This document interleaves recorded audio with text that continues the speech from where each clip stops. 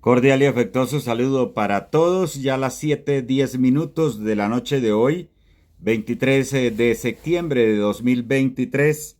Llegamos con las noticias y comenzamos. Vamos a oír al señor coronel César de la Cruz, quien fue la persona encargada de capturar al señor Gustavo Petro Urrego. Vamos a oírlo a continuación. Recordamos hace unos días estuvo el señor general Díaz, Ricardo Díaz, y habló de la pistola que todavía tenía Petro con que casi matan a un general. Ahí, esa es la famosa pistola del señor capitán Díaz cuando entró al Bolívar 83. Esa es la real historia de eso. ¿Y qué pasó en ese momento con Díaz? ¿Qué pasó con Díaz en ese momento? ¿Cómo se salvó? Díaz lo entregaron moribundo. Ajá. Lo trajeron muy mal. En la parte de afuera lo dejaron ahí, el ejército fuimos y lo recogimos y se lo llevaron para el hospital militar. Ahí estuvo como 3 meses metido y le reconstruyeron su cara. Pero eso fue una acción directa de Petro. Bueno, entonces, vamos por partes. Ocurre un hecho trascendental que es la pepa de este asunto. Y es que se da el atentado contra el general Zamudio y a ustedes allá en Zipaquirá, como ocurrió en todo el país, les dan la orden de atacar los blancos. ¿Y qué pasa aquí? ¿Ustedes qué hacen después del atentado a Zamudio? En ese momento, mi general Zamudio atenta contra él el 25 de octubre del 85. Y en la tarde, ese mismo día se da la orden de entrar a los objetivos que se tengan de cualquier célula terrorista, cualquier unidad subversiva, en fin. Y nosotros pues teníamos la información de que allá estaba el M-19, porque teníamos 8 meses de estar en la base. Nosotros también haciendo la acción psicológica, pero también inteligencia. Y nos metimos al barrio Bolívar 83, ahí sí, con permiso, porque se acabó el tal cese bilateral. Pedimos refuerzos a la escuela de infantería, llegaron unos camiones, llegaron tanques, en fin. Y fue allí donde en un bar de cerveza, en fin, escondido, encontramos a Gustavo Petro con otras 6 personas debidamente armados. Ahí está en el informe, un informe que yo le entregué a Vicky, donde está la orden de operaciones o el informe del ejecutivo de la Escuela de Infantería diciendo lo que se le encontró a él y a 6 personas más. Esas personas estuvieron unos 2 o 3 días en Zipaquirá, luego los trajimos a Bogotá y en Bogotá pues se entregaron como tenía que ser. En ese momento la ley era la justicia penal militar que juzgaba a los terroristas. Eso no fue por voluntad ni porque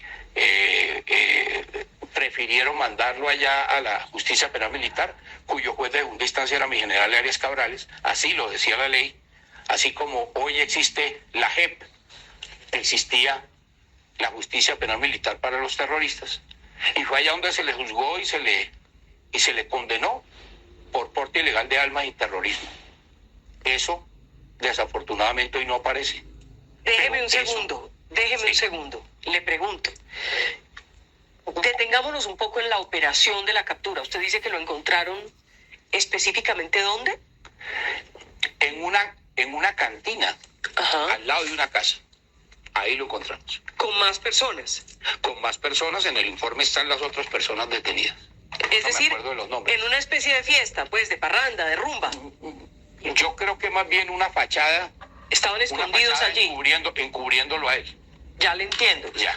¿Y se acuerda qué tipo de arma? Usted me entregó el informe, pero ¿se acuerda el tipo de arma que le encontraron? Eran 2 armas cortas y era propaganda del M-19 y algunos explosivos. ¿Se lo llevan de allí capturado y a dónde lo llevan? Primero a la base militar, donde estábamos nosotros, que yo tenía un capitán comandante de compañía, y luego a los 2 días se ordena el desplazamiento hacia Bogotá. ¿Qué pasa en esos 2 días que él está en ese batallón? No, mientras está allá, pues se le interroga, se le pregunta. Es una persona totalmente fría, calculadora, no decía absolutamente nada. Y pues al cumplirse los tiempos de ley, pues tenía que ser trasladado a un juez, por eso se trasladó hacia allá. Por eso es que cuando Petro habla del ejército asesino y del ejército que lo dice a los cuatro vientos, que respetan, que matan jóvenes y demás. Yo sí le quiero recordar a él que la prueba fehaciente de que el ejército respeta los derechos humanos es que él está vivo. En ese momento en que se capturó, tranquilamente el ejército hubiera tomado otra decisión con él. Humanos. Y le pregunto, Por eso, él siempre dice que lo torturaron cuando lo capturaron. ¿A él lo torturaron en ese batallón? no sé si cuando se le preguntaba y se le insistía, él se sentía torturado. Pero lo cierto es que estábamos hablando con un terrorista y con un tipo que nos hostigaba todas las noches y que nos puso en riesgo. Es más, él en una situación especial me confesó a mí que me había tirado las 2 granadas cuando yo en una volqueta con cemento. Él me lo dijo personalmente. Ahora me cuenta cómo fue ese encuentro suyo años después con él. Sigamos en la captura. Cuando usted dice, le preguntamos, lo interrogamos, déjeme preguntárselo de manera clara. ¿Lo torturaron mientras le preguntaban? Bueno, señores, ahí continuamos entonces con la entrevista del señor coronel, quien nos está contando exactamente lo que pasó con Gustavo Petro en el momento en que él lo capturó en Zipaquirá. ¿Qué pasó con el señor Gustavo Petro? Aquí continuamos. Después, él se captura el 25 en la tarde, 25 de la noche, y la toma del Palacio de Justicia el 5 de noviembre, sin Petro. Pero yo le aseguro que Petro iba a estar en la toma del Palacio de Justicia, no estuvo porque estaba detenido. ¿Pero tuvo algo que ver en la planeación? Se lo pregunto Pues, también con mucha claridad. No lo dude, sin ninguna duda, ahí se planeó la toma del Palacio de Justicia. O sea, ¿Petro participó de la toma del Palacio de Justicia desde la planeación? Claro que sí, ahí planeó. Él planeó y él estuvo en el planeamiento con los otros bandidos del M-19 de la toma del Palacio. Y en la toma del Palacio se adelanta por la captura de Petro.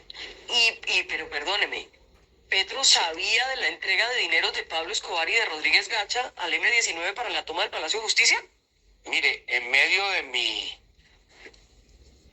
inmadurez en ese momento y poco tiempo en mi vida militar, le puedo asegurar que él era quien, ¿con qué plata hacía las casas del barrio Bolívar 83? Si mientras yo hacía casas podía hacer una recogiendo en la gente, en las cementeras, en los ladrilleras y demás, y él hacía 6 o 7. Eso no se lo daba al municipio de Zipaquirá. Eso no se lo daba a la gente que él tenía intimidad en Zipaquirá. ¿Quién se lo daba? Pues el narcotráfico, y se lo daban. Por eso estoy dando la indicación de dónde estaba el barrio Bolívar 83. Estaba estratégicamente a la salida de Zipaquirá, en la entrada de Pacho, Cundinamarca. Entraba la plata ahí tranquilamente. Y cuando dice narcotráfico, ¿eran quiénes? Pues Pablo Escobar y Rodríguez Gacha. Usted ya está capturado, dura 2 días en el batallón y allí dan la orden de pasarlo a un juez. ¿Qué pasa allí? Bueno, ya ese no era el nivel mío. Yo me quedé allá en la escuela de infantería. A los 3 días, pues fue la toma del Palacio de Justicia, donde nos vimos comprometidos casi todos.